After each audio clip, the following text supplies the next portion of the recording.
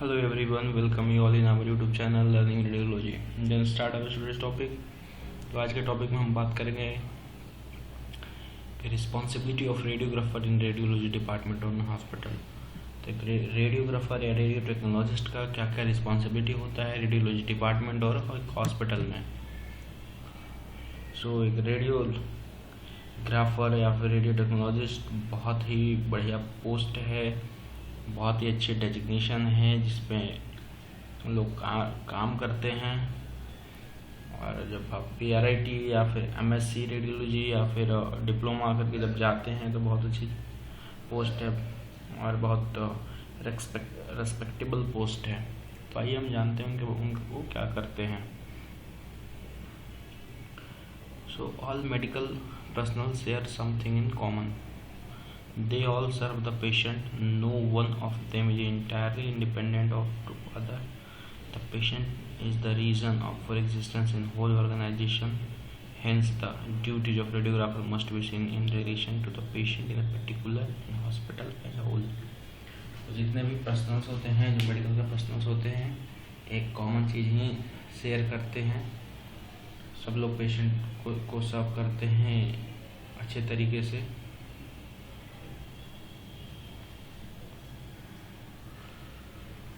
हर कोई एक दूसरे के ऊपर आश्रित नहीं होता है। जो है आप खुद, वो बंदा खुद करता है कि नहीं, वो बंदा आएगा तो करेगा, वो खुद ही करता है जो भी करना होता है।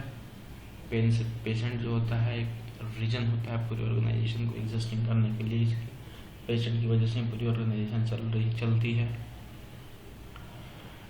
जो रेडियोग्राफर की ड्यूटी होती है, उनका रिलेशन होता है पेशेंट्स को केयर करना, पेशेंट के साथ अच्छा ट्रीटमेंट देना, पेशेंट को अच्छी तरीके से डायग्नोस करना, एक्सरे CT जो भी करते हैं वो अच्छी तरीके से करें। तो रिस्पॉन्सिबिलिटी होती है, जो रेडियोग्राफर की रिस्पॉन्सिबिलिटी होती है वो 3 तरीके की हम बताते हैं। उनको 3 तरीके से कैटेगराइज किया गया है रिस्पॉन्सिबिलिटी को: clinical responsibility, ethical responsibility and legal responsibility.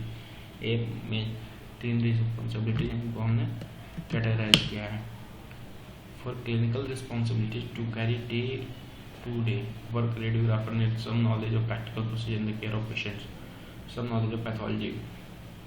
जब हम क्लिनिकल रिस्पॉन्सिबिलिटी की बात करते हैं तो जो रेडियोग्राफर होते हैं या फिर रेडियो टेक्नोलॉजिस्ट होते हैं, उनको डे बाई डे खुद को अपग्रेड करना होता है और उनको एक अच्छी नॉलेज होनी चाहिए क्लिनिकल प्रोसीजर करने के लिए, प्रैक्टिकल प्रोसीजर्स करने के लिए उनको एक अच्छी नॉलेज होनी चाहिए। साथ साथ उनको एनाटॉमी, पैथोलॉजी, इन सब की एक अच्छी नॉलेज होनी चाहिए। किस तरीके से आप पेशेंट्स को हैंडल करते हैं, यूनिफॉर्मली पेशेंट को हैंडल करना है, पेशेंट को परेशानी ना हो। किस तरीके से पेशेंट्स को हमें फर्स्ट एड देना है, कोई भी इमरजेंसी सिचुएशंस आती है उस टाइम पे कैसे पेशेंट को आप असिस्ट करोगे, ये चीज़ें आपको पता होनी चाहिए क्लिनिकल रिस्पॉन्सिबिलिटी में। और भी चीज़ें हैं जैसे कि हमें पेशेंट की साइकोलॉजिकल स्टेट जान सकें। To understand the patient psychological state, we should not leave the patient with an unfavorable or depressing situation. It is necessary to surround the patient with a right atmosphere. Patient को कभी भी अकेला नहीं छोड़ना है favourable और discipline situations में, और नेसेसरी पेशेंट्स को ऐसा रखना चाहिए कि पेशेंट आपसे एक पेशेंट के आसपास हमेशा इर्द गिर्द भीड़ नहीं लगानी है, पेशेंट हमेशा कंफर्ट फील करे, ऐसा करना है। To patient it is very strange department, so that the radiographer should be assured first of all as to certain personal qualities and to professional capabilities. The personal qualities required that the radiographer should be sympathetic, understanding, cheerful, and interested in patient.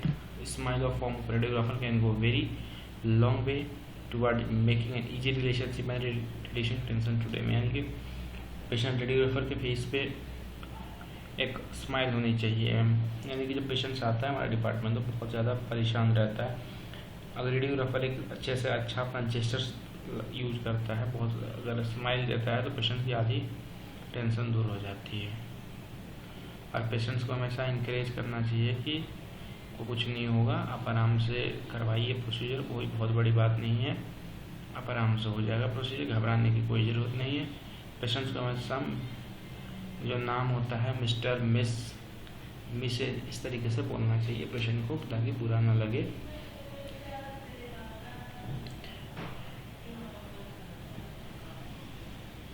Patients को जैसे कि है the use of The name is reassuring because one of the feelings which troubled patient when he came to hospital in a sense of loss of identity and loss of control in direction affairs. No radiographer should when the patient any sign of the dismay and distress, whatever may occur, or the least suggestion should be given. We must present to our patient in a manner that is friendly, personal, and convey to them a confidence in the ability to take situation and care them there with us. In any circumstances, there must be no loss of temper by the radiographer. Once we have lost our temper, we have lost control of the situation, and to allow the patient to determine our behavior, and clearly it should not be shown, since it is destroyed altogether the correct professional relationship. The appearance of the radiographer is very important. He must look neat, clean, and suitable dressed. The female radiographer should avoid keep long nails and avoid wearing jewelry to avoid scratches during the handling of the patients. The radiographer should restrict the conversion amongst them to minimum required. At the same time, avoid long chats with the patient without appearing unconcerned. The radiographer should avoid discussion about his condition with patient. Even instead of telling patients that result of investigation are all right, to the radiographer should not avoid giving answer or refer him to the doctor or radiologist. Professional relationship की बात करते हैं तो इसमें क्या होता है कि रेडियोग्राफर को हमेशा एक अच्छा अपीयरेंस होना चाहिए, बहुत ज़रूरी है। रेडियोग्राफर हमेशा साफ सुथरा वेल सूटेबल ड्रेस्ड में होना चाहिए। फीमेल्स रेडियोग्राफर की बात करें तो लंबा नाखून ना रखें, ज्वेलरी ना पहने, इन चीज़ों को अवॉइड करनी चाहिए, क्योंकि इससे क्या है कि पेशेंट्स की हैंडलिंग में उसको स्क्रैचेज लगने के चांसेज होते हैं पेशेंट्स को। जो रेडियोग्राफर होता है वो कम से कम पेशेंट्स के साथ कन्वर्सेशन करे, लंबा कन्वर्सेशन ना करे, इन चीज़ों को अवॉइड करनी चाहिए। रेडियोग्राफर जो होता है हर कुछ जो भी चीज़ें होती है कॉन्फिडेंशियल रखे। जो चीज़ें मान लिया हमने एक्सरे की, वो चीज़ें हमें दिख रही हैं कि इसको ये परेशानी, उसको डायरेक्ट नहीं बताना है। उनको रेडियोग्राफर को डॉक्टर्स को या फिर रेडियोलॉजिस्ट के पास रेफर करना है। सारी बातों का आंसर उन्हें खुद नहीं देना है, इन बातों का ध्यान रखना चाहिए। अब बात करते हैं एथिकल रिस्पॉन्सिबिलिटी की। इन ethical responsibility the signs of a human duty and also important factor in radiographer and a patient relationship. Two elements in this responsibility. First one is discretion in speech and absolute necessity not to reveal information about the patient which is confidential. कोई भी confidential information patient के साथ reveal नहीं करना चाहिए. It concerned about the radiographer hazard, so it is escape duty of radiographer is to give minimum radiation dose to the patient. दूसरा होता है कि रेडियोग्राफर को हमेशा ये कोशिश करनी चाहिए कि कम से कम रेडिएशन डोज पेशेंट को दिया जाए। ये नहीं कि हम बार बार एक्सपोज किए जा रहे हैं। रिपीट एक्सपोजर से अवॉइड करनी चाहिए, ताकि रिपीट एक्सपोजर से भी पेशेंट को एक्स्ट्रा डोज मिलते हैं। वो जो भी प्रोसीजर करना चाहिए कम से कम डोज दिया जाए, प्रोसीजर को एक बार में करने की कोशिश की जाए। Legal responsibilities are like breaches of professional conditions, negligence the process in event of the accident. इनमें ऐसी चीज़ें होती हैं कि आपकी नेग्लिजेंस की वजह से पेशेंट की जान ना चली जाए, आपके नेग्लिजेंस की वजह से पेशेंट्स को हानि ना पहुंचे। इन चीज़ों पर ध्यान देना चाहिए। Breaches of the professional confidentials breaches of professional confidential. The radiographer should regard as confidential any information about the patient available from the case sheet during the routine work. To disclose any such information as result investigation done in the department or any other confidential or the personal information gained about the patient during departmental work constitutes professional misconduct.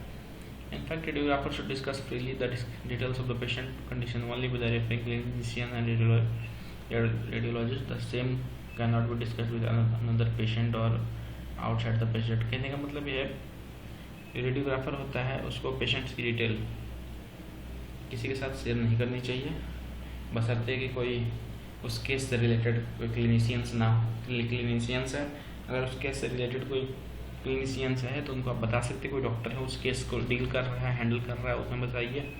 उनकी detail ये नहीं है कि किसी दूसरे patient को बता रहे हैं, कहीं आपस में डिस्कस कर रहे हैं, तो ये चीज़ें अवॉइड करनी चाहिए।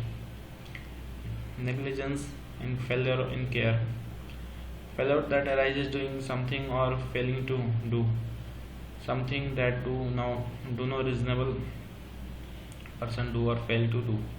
Negligence become actionable in civil law when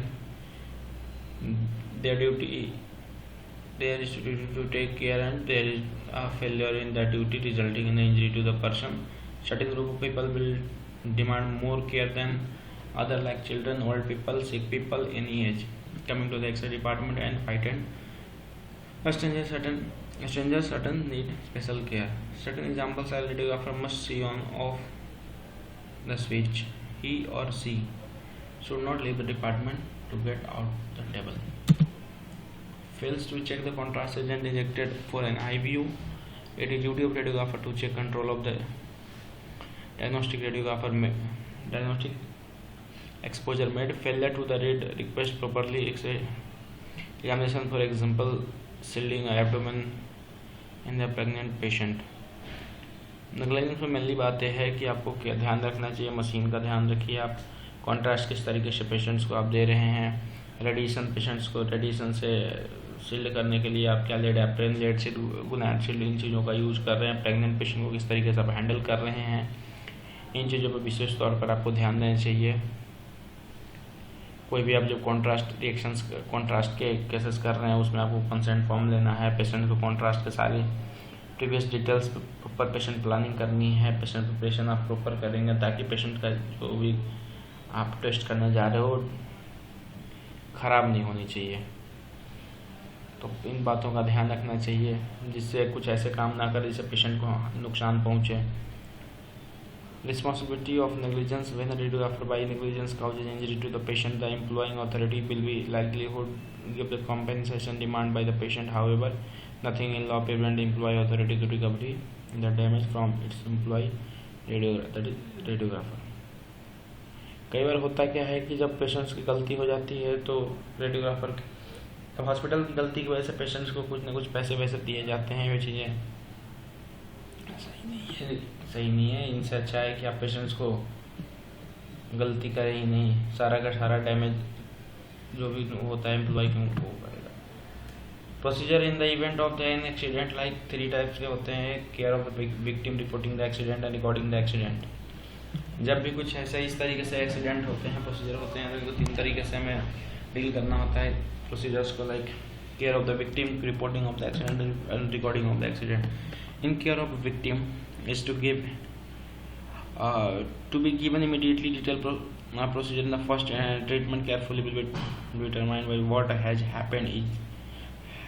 It is wise to see medical advice and a part of the care of the victim. कोई भी चीज़ें होती हैं, अगर कोई भी हैपनिंग होती है, मिस हैपनिंग होती है, तो सबसे पहले इमीडिएट प्रोसीजर्स को जो भी हेड होते हैं उनको इन्फॉर्म करिए, जो भी ट्रीटमेंट फर्स्ट एड देना है वो फर्स्ट एड दीजिए, ट्रीटमेंट शुरू करवाइए। रिपोर्टिंग जब ये हो जाती है, ट्रीटमेंट शुरू होती है, देन आप उन्हीं को रिपोर्ट करेंगे, जो भी आपके यहाँ के जो जूनियर रेडियोग्राफर हैं should be report to the senior radiographer और the accident. It will reported also to the chief radiologist. It accident involves what patient and senior what staff must be told that what happen. मतलब एक दूसरे को जो अपने seniors होते हैं ऊपर तक ये बात आपको पहुँचानी होती है, सुप्रीम पावर तक, जो आपके चीफ हैं उन तक ये बात पहुँचानी है क्या गलती हुई है आपसे। And recording of the patient. Hospital have a form of this for this purpose, and this form should be completed as soon as after the accident. It is allowed by the first aid treatment and reporting to the senior. It must be done with the complete honesty and fairness. The form has specials for a form जो होती है, सब जो भी आप treatment कर रहे हो सबका रिकॉर्डिंग रखना पड़ता है। रिकॉर्डिंग यानी कहने का मतलब प्रॉपर डॉक्यूमेंटेशन करिए उस चीज़ का कि फर्स्ट एड किसने अलाउ किया, आपको ट्रीटमेंट क्या दे रहे हो, क्या कब रिपोर्ट किया आपने सीनियर को, एवरीथिंग करिए। जैसे एक फॉर्म होती है उसमें बिल्कुल ऑनेस्टी और फेयर के साथ भरिए उस फॉर्म को, जैसे रिकॉर्डिंग क्या क्या हुआ आपका, कौन कौन इन्वॉल्व था, रिजल्ट में क्या हुआ, क्या एश्योरेंस, इस एक्सीडेंट के साथ क्या क्या आप दे रहे हो, उन चीज़ों का, ये चीज़ें रिकॉर्डिंग करनी चाहिए। अगर कोई लीगल एक्शन उस चीज़ पे लाइज होता है तो उन चीज़ों का भी उसमें मेंशन करिए। And secondly, a clear account of the moment of the incident may serve to show how it has occurred. Thank you. Comment on this video, subscribe the channel, like the video. Okay, thank you. जो लोग channel देखते हैं, video देख रहे हैं, subscribe नहीं करें तो प्लीज़ सब्सक्राइब कर दीजिए, क्योंकि आप तक ये वीडियो पहुंचते रहेगी। ओके, थैंक यू, धन्यवाद।